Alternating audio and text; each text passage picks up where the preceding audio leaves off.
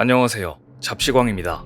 2021년 3월 길이 400m 22만 톤의 초대형 컨테이너선 에버기 분호가 무려 6일 동안이나 수에즈 운하를 막아 전 세계적인 물류 대란을 일으킨 사건은 세계적인 충격이었습니다. 일본 조선소에서 제작한 에버기 분호 때문에 당시 세계 물류는 동맥 경화로 비상이 걸렸고 원유 가격이 급등하기도 했는데요. 2021년 7월 수에즈 운하를 막았던 에버기 분호는 배상 협상이 타결되면서 풀려나게 됩니다. 구체적인 배상액은 공개되지 않았지만 이집트 정부는 초기 1조 원을 요구했고 이후 7천억 원 정도로 하향 조정했는데요.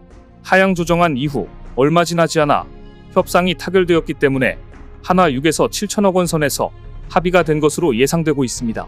그런데 에버기 분호의 충격이 여전히 가시지 않은 가운데 올해 또다시 수에즈 운하에서 사고가 발생했습니다. 2023년 12월 6일 이집트 수에즈 운하에서 컨테이너선이 충돌 사고로 운항을 멈춰버린 겁니다. 6일 오후 운하 동쪽 수로에서 컨테이너선 원 오르페우스호가 통제력을 잃고 부교와 부딪힌 것이 원인이었는데요. 선박 위치 추적 사이트 마린 트래픽에 따르면 원 오르페우스호는 현재 수에즈 운하 동쪽 수로에 선수 부분이 오른쪽 제방 쪽으로 치우쳐진 채 멈춰섰고 인근에는 예인선으로 추정되는 선박들이 있었습니다. 다행히 운하 통항엔 지장이 없긴 했지만 글로벌 물류 관련 회사들은 가슴을 쓸어내렸습니다. 일본 선박 에버기 분호가 수에즈 운하를 막아 세계적인 물류 대란이 일어났던 일이 재현될까봐 심장이 떨렸던 것인데요. 하지만 이번에도 일본과 관련이 깊었습니다. 이번에 사고를 낸 원 오르페스호는 싱가포르 선사로 되어 있지만 이 컨테이너선을 건조한 조선소는 일본의 쿠레 조선소, 결국 또다시 일본산 배였습니다. 또 한 번 일본 조선소가 건조한 컨테이너가 수에즈 운하에서 사고를 내서 통항을 막을 뻔한 것인데요. 글로벌 물류업계는 이번 사건을 접하고 잔뜩 긴장하고 있습니다. 안 그래도 지금 해상 물류업계가 뒤숭숭하기 때문입니다. 전례 없는 가뭄으로 수에즈뿐 아니라 파나마 운하의 통행체증이 심해지고 최근 홍해에서 후티반군에 의한 상선 피격까지 겹치면서 글로벌 해상 운송이 원활하지 않은 분위기입니다. 하필이면 후티반군에게 피랍당한 상선도 일본 선박이었습니다. 바람잘 날이 없는 건데요. 이쯤 되면 일본에서 건조된 선박은 수에즈 운하 통행을 막아야 되는 게 아닌가 하는 생각이 들 정도입니다. 최근 태평양과 대서양을 잇는 파나마 운하가 전례 없는 가뭄으로 선박 통행량을 크게 제한하면서 화주들이 비용과 운송기간 증가 등에 시달리고 있습니다. 또 최근 중동 홍해에서 이뤄진 상선 등에 대한 공격으로 이 해역을 지나는 상선들이 내야 하는 전쟁 보험료도 폭등하면서 선박 운송비 부담으로 이어지고 있습니다. 파나마 운하는 가뭄 때문에 몸살을 앓고 있습니다. 파나마 운하에 담수를 공급하는 같은 호수에 엘니뇨 현상이 나타나면서 올해 비가 거의 내리지 않아 운하 수위가 낮아졌고 이에 따라 파나마 운하청은 과거 하루 평균 36에서 38척이었던 통과 선박수를 2월부터 18척으로 줄인다고 발표했습니다. 또 운하 이용 선박의 흘수, 즉 물속에 잠긴 선체 깊이 제한도 낮췄습니다. 흘수가 낮아지면 배를 물속에 덜 가라앉혀야 하므로 선정량도 줄일 수밖에 없습니다. 더 큰 문제는 파나마는 일반적으로 12월부터 4에서 5월까지가 연례 건기라서 앞으로 몇 달 동안 병목 현상이 더 악화될 수밖에 없다는 전망이 우세하다는 겁니다. 심지어 파나마 운하 관계자들은 내년에 강수량이 회복하더라도 교통체증과 흘수 제한은 지속될 것으로 보고 있습니다. 이처럼 엘니뇨에 의한 가뭄으로 파나마 운하의 체증이 심해지면서 대기줄은 더 길어졌습니다. 이 대기줄은 급행료를 보면 알 수 있는데요. 간혹 예약한 선박이 결항할 경우가 있는데 이 순서를 차지하려면 많은 급행료를 내야 합니다. 운하 당국은 예약된 선박이 취소될 때마다 해당 순번에 대해 경매를 실시하는데 올해 낙찰가가 최고 400만 달러, 약 52억 4,800만 원에 달했습니다. 1년 전 낙찰가 평균 17만 3천 달러, 약 2억 2,700만 원에 비하면 엄청나게 오른 겁니다. 오죽하면 파나마 운하청의 관리자 프란시스코 토네는 이를 두고 천문학적 금액으로 통제불능 상태라고 말했을 정도입니다.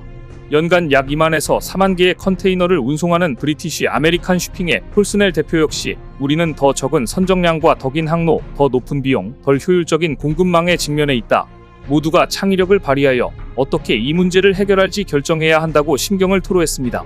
화물기업들이 올해 11월 20일까지 경매에 쓴 돈은 약 2억 3천만 달러, 3천억 원이 넘습니다. 그럼 다른 길도 있지 않느냐고 생각할 수 있겠지만 파나마 운하나 수에즈 운하처럼 운하를 통과하지 않고 우회하는 경우 수천 마일을 더 이동하고 일주일 이상 더 걸리는 우회로를 선택해야 하는 데다가 이마저도 때로는 위험한 해역을 통과해야 해서 선주들로서는 도박이 아닐 수 없습니다. 실제로 지난 11월에는 액화 석유가스를 실은 파이시스 파이오니어호가 바람이 많이 부는 남미 최남단 마젤란 해협을 통과하기도 했는데요. 더구나 지난 3일에는 엎친 데 덮친 격으로 중동의 홍해 남부 국제수역을 지나던 상선 세척이 공격을 받으면서 이 해역 항해 선박의 전쟁 위험 보험료가 상승했습니다. 미국 백악관은 이 공격이 예멘의 반군 후티에 의해 이루어졌으며 그 배후에 이란이 있다고 지목했는데요.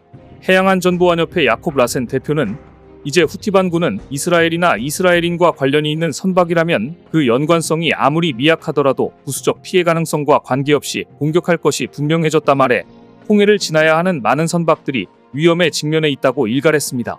이처럼 홍해를 지나는 선박의 피습 가능성이 커지자 울며 겨자 먹기로 이 항로를 피하는 선박도 늘고 있습니다. 이스라엘 컨테이너 선사들 중 일부는 이미 임시 조치로 자사 선박을 이 해역에서 우회시키고 있습니다. 이렇게 되면 보험료는 더욱더 올라갈 수밖에 없습니다. 이미 런던 보험시장은 홍해 남부를 고위험 지역으로 지정했으며 이 해역을 지나는 선박은 보험사에 통지하고 추가 보험료를 지불하도록 했습니다. 보험료의 상승은 전체 선박 운항 비용을 밀어올릴 것이 뻔합니다. 이렇게 홍해를 지나는 선박들이 이스라엘 하마스 전쟁과 후티 반군의 공세까지 더해져 보험료 상승이라는 악재까지 만난 상황에서 또 한 번 일본에서 건조한 선박이 수에즈해 운사들이 가슴을 쓸어내렸던 겁니다. 일본 조선기업들의 사고에 질려버린 이집트 정부도 최근 들어 수에즈 운하 관련 사업 협력을 한국과 추진하고 있는데요. 사실 일본 조선업은 몰락한 지 오래입니다. 이집트 교통부는 최근 한국 업체와 전략적 파트너십을 맺으며 한층 한국에 밀착하고 있습니다. 지난 28일 STX는 이집트 교통부 및 항만을 건설한 이집트 해군과 지중해의 허브 항구 가구팡 항만 개발하고 곡물터미널을 운영하며 배후 산업단지를 유치하기 위한 전략적 파트너 계약을 체결했다고 발표했습니다. 수에즈 운하와 인접한 지중해의 허브 항구인 이집트의 가구팡은 지난 2021년 수에즈 운하를 막아버린 일본이 건조한 컨테이너 에버기브노 좌초 사고 이후 더욱더 그 중요성이 부각되고 있는 항구입니다.